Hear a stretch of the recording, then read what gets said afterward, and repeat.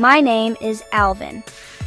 Until this morning, the most exciting thing in my life was finding an extra chicken nugget in my lunchbox. I was just walking home from school on what I thought was a perfectly normal Wednesday, August 6th, 2025. I kicked a weird-looking rock, and suddenly the world spun. It was like being flushed down a giant, sparkly toilet. When I stopped spinning, I wasn't on my street anymore. I was in a forest where the trees glowed with soft blue light and the air smelled like cinnamon and old books. This was definitely not my neighborhood. I had a feeling my mom was going to be really mad I was late for dinner. I stood there, completely stunned, my backpack feeling way heavier than usual. Everything around me was different.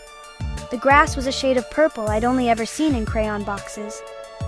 Strange, winged creatures that looked like a mix between hummingbirds and tiny dragons zipped past my head, leaving trails of golden dust. I pinched myself, hoping it was just a really weird dream caused by the spicy tacos I had for lunch. Nope, still there. A deep, rumbling sound echoed from the distance, and I decided that standing around like a lost tourist was probably not the best survival strategy in a place like this. I started walking, trying to get my bearings, which was kind of hard when there were no street signs or familiar landmarks, just more glowing trees and sparkly air. My sneakers, which were great for the basketball court, felt flimsy on the mossy ground. I pulled out my phone, but of course there was no signal. Big surprise. I was probably the first person from my century to ever need customer service in a magical dimension. I tucked it away, feeling a growing sense of panic mixed with a tiny, thrilling bit of excitement. My ordinary life had just become a full-blown fantasy movie, and I was the star. After what felt like hours, I stumbled into a clearing, and that's when I saw them. Standing on opposite sides of a shimmering stream were two people who looked like they had walked straight out of a video game. One was a girl with long silver hair and eyes the color of rubies. She wore a dark, elegant dress and had an air of quiet power. The other was a guy with dark, messy hair and intense blue eyes. He held a staff that crackled with blue energy. They were glaring at each other like they were about to start a magical food fight.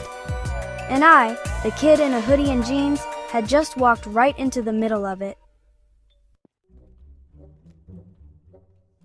The girl with the silver hair spoke first. Her voice was smooth and cool. "Wizard, you trespass in the moonlit woods. Turn back," the guy with the staff scoffed. "These woods are as much mine as they are yours, vampire. The Sunstone Kingdom does not fear the shadows." Vampire? Wizard? Okay, my brain was officially overloaded. These weren't just people in fancy costumes. I was in a land of actual magic, and I had stumbled upon some kind of royal disagreement.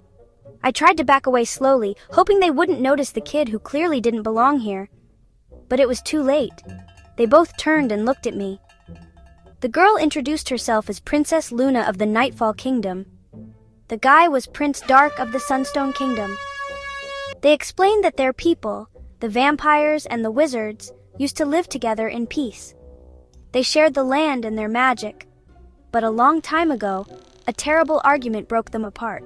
Now the two kingdoms were bitter rivals. They lived in suspicion and fear of each other. Luna's vampires were masters of the night and illusions. Dark's wizards commanded the elements and ancient spells. They were both powerful, but their division made them weak against the monsters that now roamed the land. Princess Luna spoke of how her people missed the daylight that the wizards' magic once helped them enjoy safely. Prince Dark talked about how the wizards missed the wisdom and protection the vampires offered during the night. They both wanted the same thing, to reunite their kingdoms. They believed the only way to do that was to find the legendary wishing stone, a gem said to grant any heartfelt wish. The problem was, neither of them trusted the other enough to seek it out. They were both convinced the other would steal the stone for their own selfish reasons. It was a classic standoff. I must have looked as confused as I felt because they both stopped arguing and stared at me. "Who are you, strange boy?"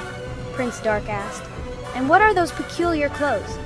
I explained as best as I could that I was from another time and place. I didn't know their rules or their history. All I knew was that they both wanted peace. "So," I said, my voice shaking a little, "why don't you just work together? You're stronger as a team, right?" They looked at each other. then back at me. It was a simple idea, maybe too simple. But in their world of complicated magic and ancient grudges, maybe simple was exactly what they needed. To my surprise, they actually listened. Maybe it was because I was an outsider, or maybe they were just tired of fighting. Princess Luna and Prince Dark agreed to a temporary truce. They would journey together to find the wishing stone, and I would come along. I guess I was their official tiebreaker. Our quest began immediately. The map to the stone was hidden in riddles, and our first challenge was to cross the Whispering Marshes. The marsh was filled with a thick fog that showed you your worst fears. I saw a giant F on a math test. It was terrifying. Luna and Dark had to rely on each other to get through. Luna, with her vampire senses, could hear the safe paths through the mud. Dark, with his magic, could create balls of light to cut through the fog. They argued a lot at first. "Go left," Dark would command. "My senses say right," Luna would insist. But slowly they started to listen to one another. They realized their skills complemented each other perfectly. When a giant, grumpy swamp monster with too many tentacles attacked us, Dark blasted it with lightning while Luna moved so fast she was just a blur, distracting it so I could get to safety. Teamwork. It was a beautiful thing. As we traveled, I saw the friendship between the prince and princess begin to grow. They stopped calling each other wizard and vampire and started using their names. They shared stories about their homes and their hopes for their people.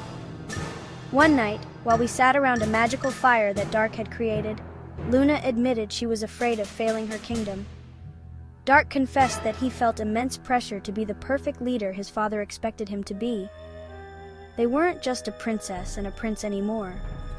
They were just Luna and Dark, two young leaders trying their best. I could also see something else growing between them. The way they looked at each other was different now. There was a lot of trust, respect, and maybe even a little bit of love.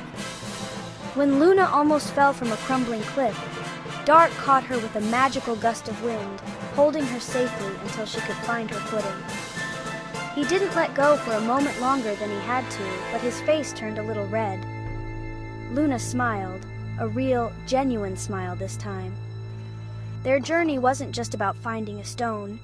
It was about them finding each other and rediscovering the bond their kingdoms had lost. After weeks of travel and facing down magical beasts I couldn't have even imagined, we finally reached the Crystal Caves. According to the riddles, the wishing stone was hidden deep inside. The caves were beautiful, with giant crystals that pulsed with a soft rainbow light.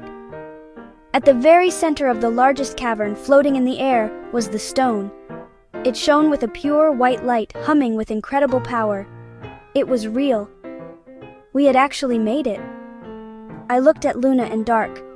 They weren't looking at the stone. They were looking at each other, a silent understanding passing between them. A final guardian appeared to protect the stone. It was a massive crystal golem, its body hard as diamonds. It was too strong for Dark's magic and too tough for Luna's speed. For a moment, it seemed like we had come all this way just to fail. But then, they acted as one. Luna used her power of illusion to create dozens of copies of herself, confusing the golem. While it was distracted, Dark focused all of his energy into a single, powerful beam of magic, hitting the golem right in its weak spot. The creature crumbled into a pile of sparkling dust. They had done it. Together. They walked towards the wishing stone, hand in hand. There was no argument about who should make the wish. There was no fear or mistrust. They had proved on this journey that they were stronger together. They knew what they had to do. They reached out and touched the stone at the same time. "We wish for peace," Luna said. "We wish for our kingdoms to be united once more," Dark added. Their voices joined together, filled with hope.